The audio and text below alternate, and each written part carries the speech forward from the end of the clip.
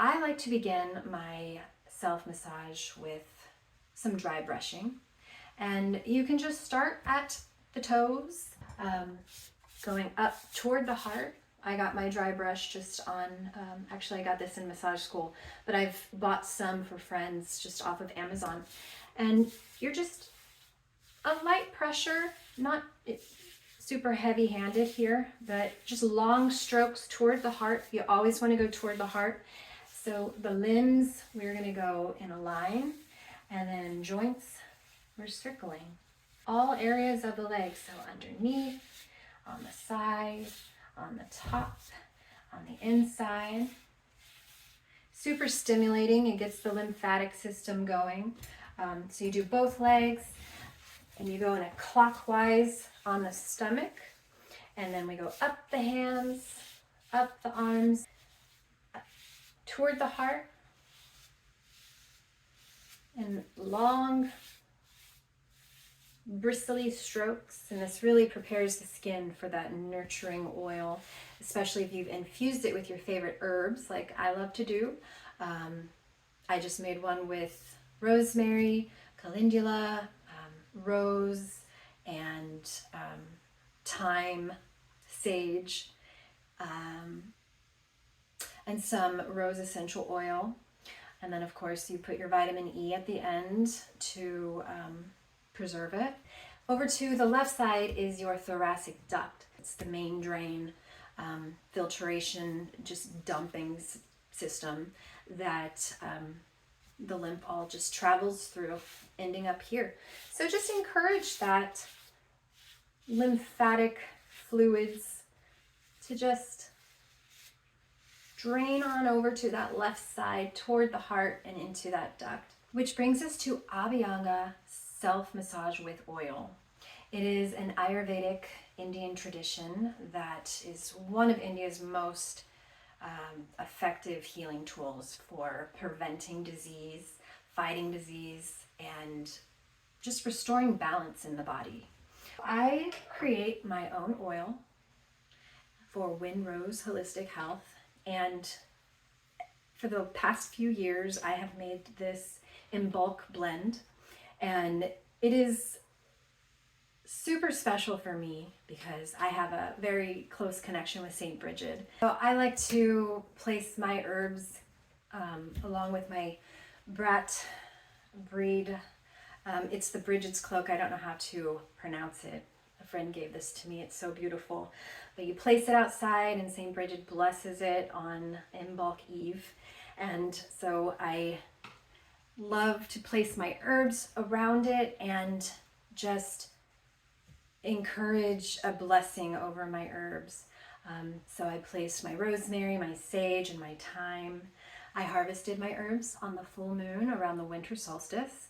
I dried them in a brown paper bag in a cabinet under my altar, away from smells like around the kitchen. I don't want it to absorb any funky odors. But I dried it, and then I had them blessed on the Imbolc Eve, and then I infused them on Imbolc Day, St. Bridget's Day, February 1st. Every step of the way was just so, it connected me to nature, it connected me to balance and healing and everything that Ayurveda has taught me, but everything also that my connection with St. Bridget has been about, that healing and wholeness intention that I've set. And so I create this oil, which I've made a video so that you can create your own.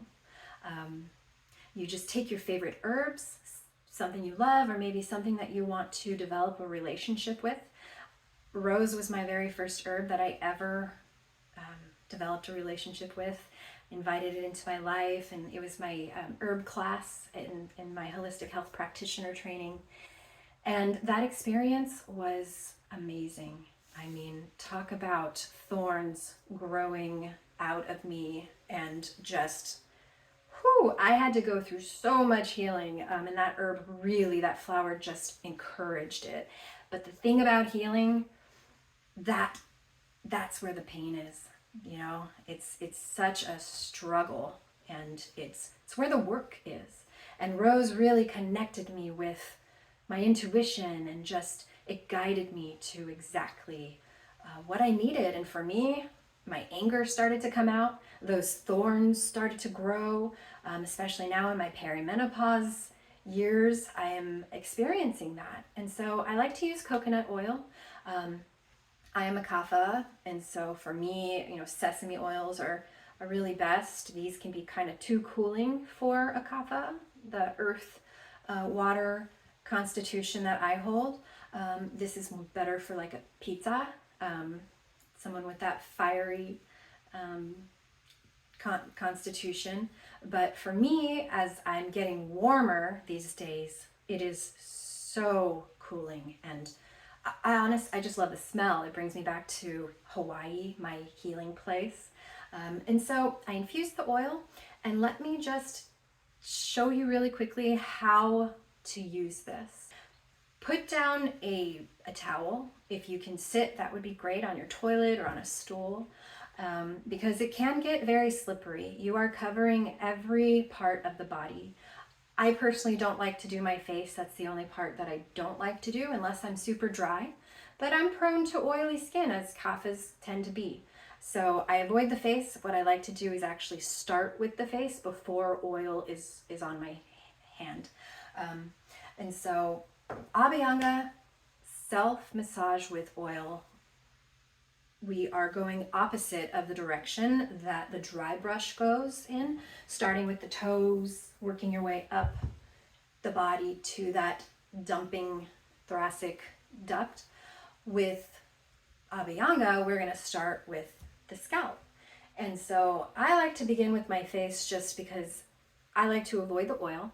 But you just go in circular motions, do a little, you just self-massage, whatever you like, get those temples going. Oh, that feels great. I like to add TMJ, and so I'll like to press on this spot here. Just give it some light pressure all around the gums, sending some calming, healing energy into my face. And then you can do some light tapping, just starting at the brows and then around the eyes, going to the chin. And then you can apply your oil. So I'm going to wash my hands so that I do not invite any kind of bacteria growth. I put a vitamin E into my oil to preserve it. However, the shelf life, it's really, I would keep my oil only 6 months to a year. Look for any kind of mold or growth and then discard it. You do not want to rub that on your body. And so place a towel, as we are preventing slips, underneath your feet. If you share a bathroom or a shower with your family, especially little kids like I do, it's very important to keep your space oil-free. And so placing that towel, rinsing off your feet before you get into the shower will really help prevent that. And then rinse your shower off when you're done. And so beginning with your Abhyanga self-massage, you with clean hands and also dry. So bacteria and water are two big no-nos you do not want to introduce to your oil. And I actually have I have a scooper that I use. I don't know where it is right now, so you can use yours if you have it. But you just take your oil, rub it into your hands so that it starts to become super warm immediately. And you just start here at the scalp. Rosemary improves cognition. It's related to the mint family, so really gets that circulatory system going. And then the thyme, super great for your dry skin if you have dandruff. And so the ears have marma points along with the feet. So really make sure you spend a little time on both of those areas. Just at the tips of your ears, they're little nerve endings here. And then you can do your face with oil if you like at this point, or just kind of enjoy that scalp massage. And then work your way to your neck. So the lavender in my oil really helps with lifting the mood. The calendula is very nurturing, soothing. And my rose has the very heart-warming effects. And then just Abhyanga itself with how it calms the nervous system. It just promotes relaxation. So this is also a great thing to do right before bed. I like to incorporate my tea into it. And if you do use the rose tea, I like to point out here's something I also love to do. Organic India makes a Tulsi sweet rose that I love. And so I'll steep it and take the warm tea bag, wrap a cloth around it, paper towel, or directly to your eye if it's not too hot, but you just place it onto your eye, and the rose just not only helps brighten, they can get very, very dry, itchy. I have allergies as well, plus food allergies. So, but this rose tea is very, very calming, and it feels like it calms the eye, but also the under eye. It just brightens it up. So that I have a part as my wellness routine. But moving on to our oil, Abhyanga. So you get to your neck, and then moving to the arms, you begin at the hand with a nice hand massage. Mine are super dry. Just find the bones of your hand and just working in long strokes, pulling those fingers. Little point there, a little pressure point. And then switching sides and spinning as long as you like. And then moving along, you're going to do kind of medium pressure, whatever you're comfortable with though. Long strokes on the limb and then circular on the joints.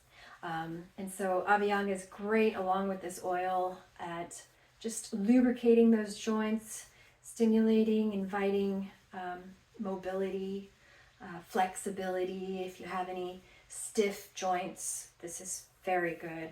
And don't forget the shoulder too. And the back here, circular motion here. At the very back where the spine meets the head here.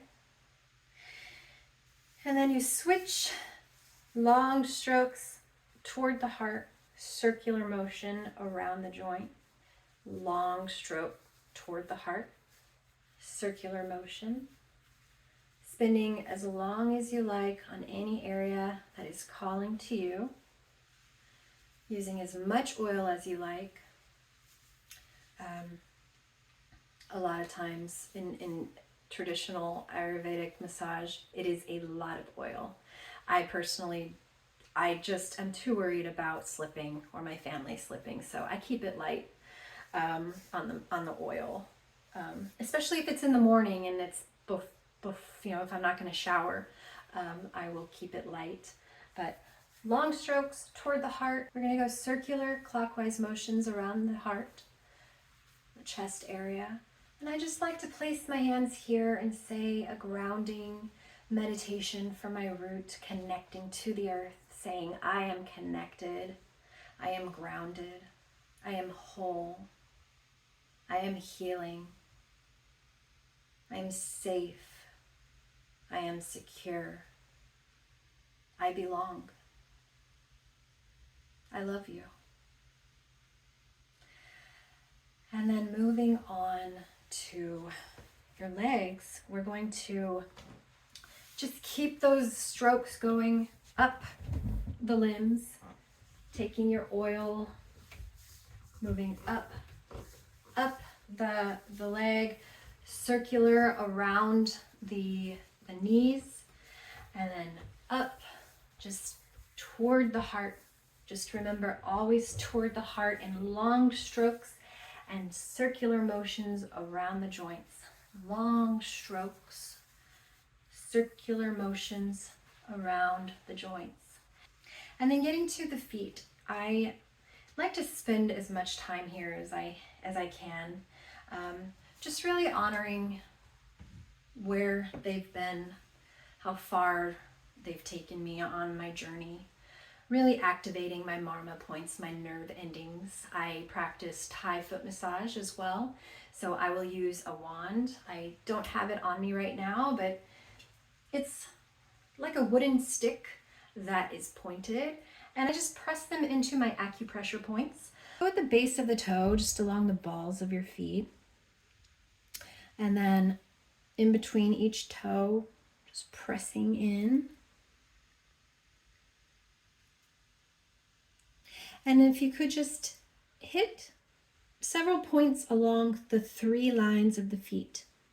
And so 1, 2, 3, and just working your way down each. You can go in a line, and then the middle.